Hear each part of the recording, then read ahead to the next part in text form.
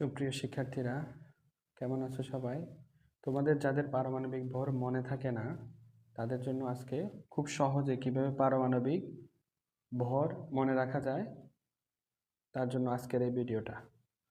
পারমাণবিক সংখ্যা যদি জোড় হয় তাহলে ওই সংখ্যাকে দ্বিগুণ করলেই আমরা পারমাণবিক ভর পেয়ে যাব।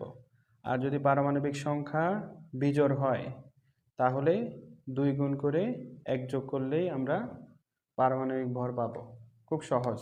পারমাণবিক সংখ্যা জোড় হলে দ্বিগুণ আর বিজোড় হলে দ্বিগুণ করে 1 যোগ করতে হবে, তাহলে পারমাণবিক ভর পাওয়া যাবে।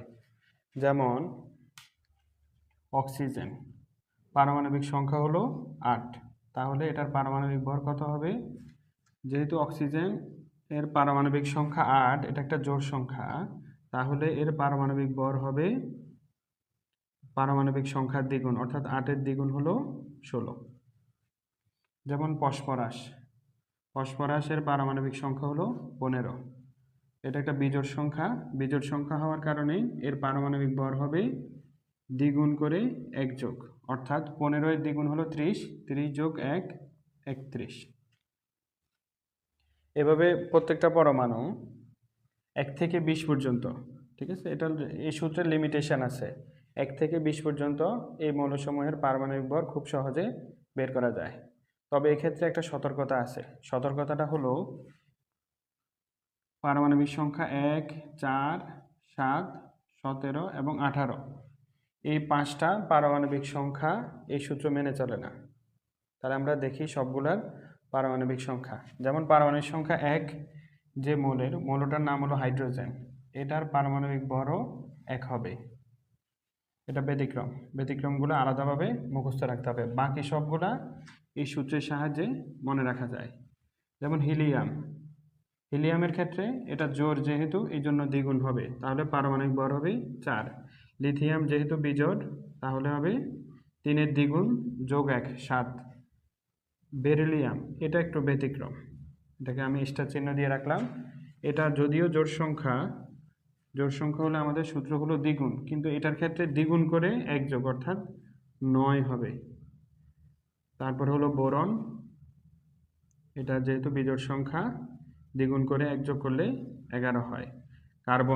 কার্বন হলো যেহেতু জোড় সংখ্যা, সুতরাং এটার পারমাণবিক ভর হবে পারমাণবিক সংখ্যা দ্বিগুণ, অর্থাৎ 6-এর দ্বিগুণ 12।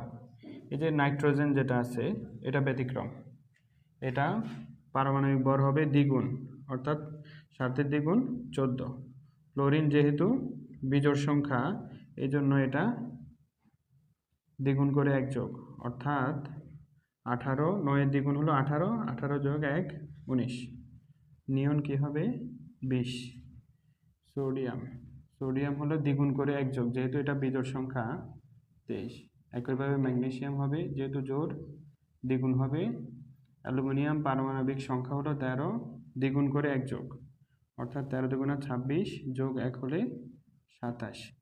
সিলিকন কত হবে? যেহেতু জোড় সংখ্যা, এটা হবে 28। সালফার যেহেতু জোড় সংখ্যা, এটা হবে দ্বিগুণ, অর্থাৎ 16 দ্বিগুণ 32। এই ক্লোরিনের এটা আলাদাভাবে মনে রাখতে হবে। এই যে আমাদের ক্লোরিন আলাদাভাবে মনে রাখতে হবে। ক্লোরিন কত হওয়া উচিত? 17 দুগুণা, যেহেতু এটা একটা বিজোড় সংখ্যা, 17 দুগুণা 34, একে 35, কিন্তু এটার পারমাণবিক ভর হলো 35.5।